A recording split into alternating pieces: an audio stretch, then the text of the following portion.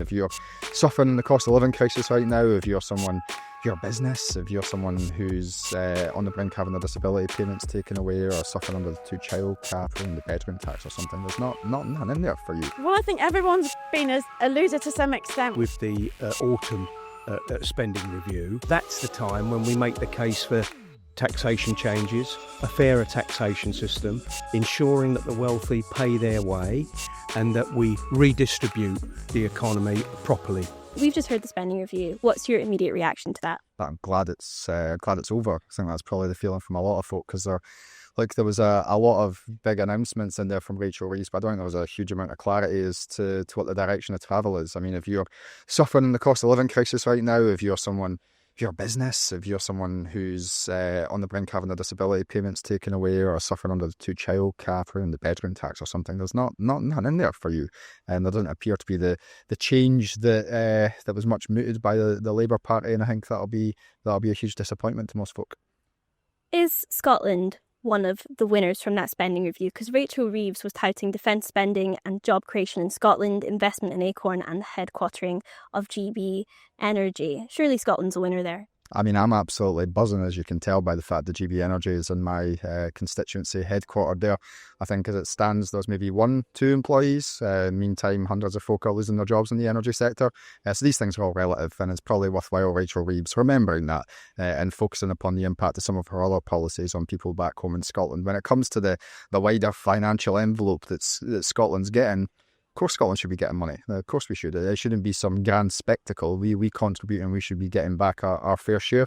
And that looks like it's potentially what's happening. That'll be a good thing for my colleagues in the Scottish Government, who can hopefully get on and spend that money wisely as they've done over recent years. But ultimately, many of the policy decisions from this UK Government undermine devolution. They undermine our ability to improve people's lives, whether that's in relation to trade deals, whether that's in relation to the migration policy that they have, and those impacts can't be forgiven by simply saying that you're getting some money. In terms of expenditure, most departments are seeing an above inflation increase, which is positive. In particular, from my point of view, the NHS.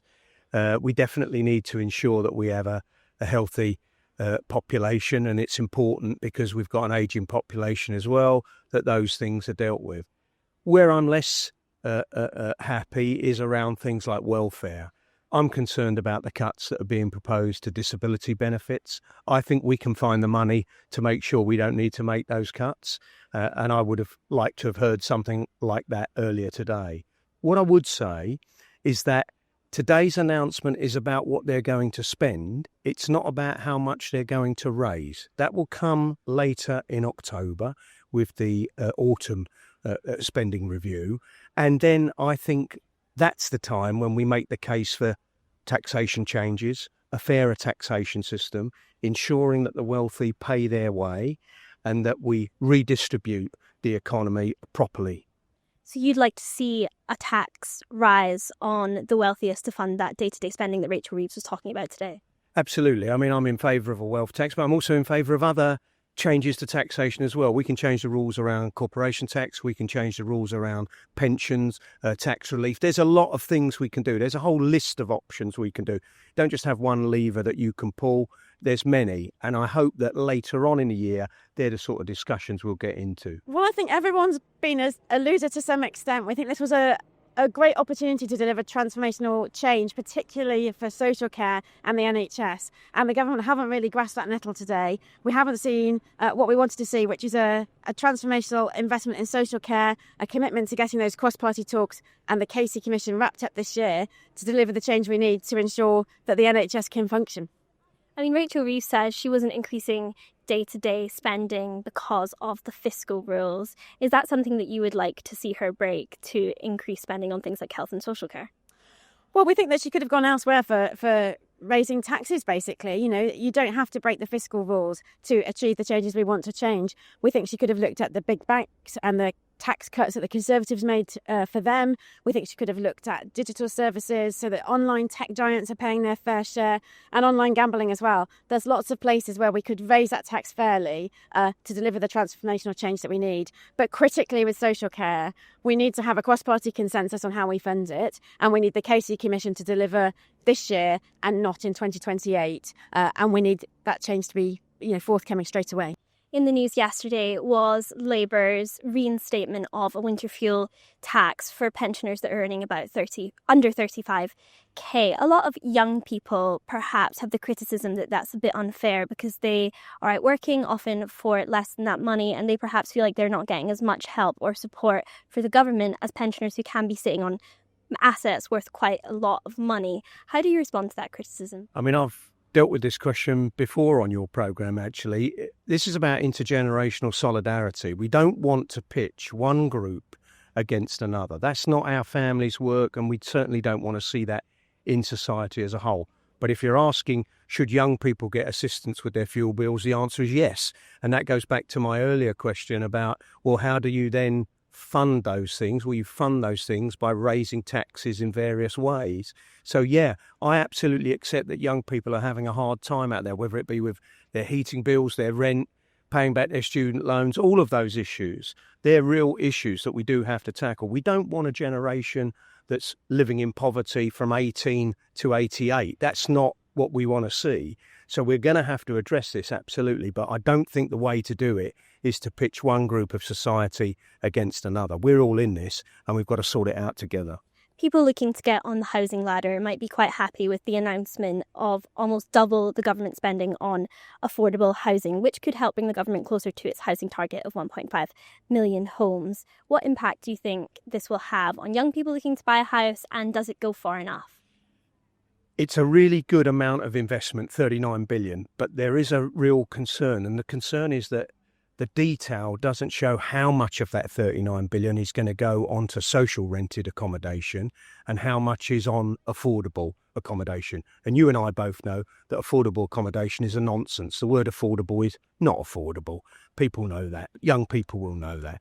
We want to see more of that 39 billion pushed into the social rented sector where people have got guaranteed rents, they can be controlled, increases can be modest, rather than in the private sector where, of course, you're at the mercy of the landlord. We had the removal of the winter fuel payment, and now we've had its partial restoration. But a lot of young people feel like it's slightly unfair that pensioners who are earning under 35k but maybe sitting on very expensive assets are getting quite a lot of help from this government, whereas they feel like they're working hard and they're being left behind. Is that something that you're hearing from constituents? Look, I think it's important that we seek to make everyone's life better in society, and we shouldn't be pitting young folk against older folk or middle-aged folk against younger folk or anything like that. What we should be doing is trying to improve everyone's opportunities. So, when I look at the landscape down in England and I see students having to pay tuition fees, but I know that students back home in Scotland don't need to, I don't think that's fair, and that's something that politicians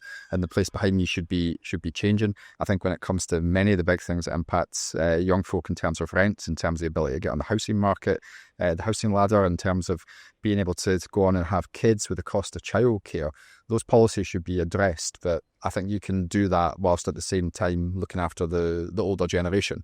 So yeah, I understand folks' frustration, but I guess the answer to that is not to say that this is not something that old folks should be getting. They should be saying, why is government not looking after us and giving us something too?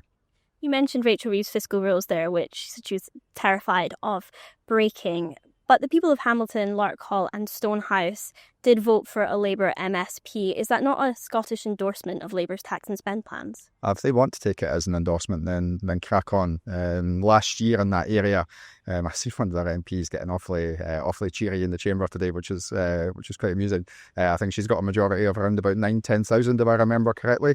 Well, the person in that same area just got a majority of 600, which is probably a reflection on how far the Labour Party have fallen over the course of the last 10 months or so. Congratulations to the guy on winning. Davy Russell seems like a sound local candidate, and he obviously will be very happy at the fact he's won. If you look at national polling, kind of broadly reflects where things were. We just need to make sure that we're doing better, and we've got 11 months to do that, and I'm pretty confident that the SNP will win in Scotland once again. Rachel Reeves dedicated some of her spending review to talking about Nigel Farage, saying that he wasn't a friend of the working class. Or of working people? Is that something that you agree with? I don't think Reform are a serious party. They haven't offered any serious spending and taxation plans. We'll see what they do in local government, but I just think they'll jump on any bandwagon that they see coming along. Defence spending was one of the big winners, but we know that budget is coming from the international aid budget. Is that something that concerns you? Of course it does. Look, I think one of the most important things in an uncertain world is to have soft power and to be able to make sure that you're able to de-risk potential conflicts rather than pull your aid away from those areas, and as a result see more people potentially trying to find safety and sanctuary in Europe. So it's counterproductive, and it always has been. I remember Labour opposition members at the time arguing against the Tories doing this, but now they're quite content to do it, which I think is more of a reflection on the fact that they don't seem to have any real values or principles at this moment in time. But when you're talking about defence spending, I think it's important that we are able to defend ourselves in an uncertain world as well. But we should be looking to the likes of Germany and what they've done, set a new criteria out with, they had to make changes to their constitution to include defence spending out with the fiscal rules. I think that's something that Rachel Reeves could have done, but she's terrified of doing anything that would intimate that she's breaking another promise, because I guess the list is so big at the moment. I was really concerned that actually soft power in the world generally comes from international aid. That sort of soft power should and can be used to mitigate against the need for wars, for conflicts, for disputes.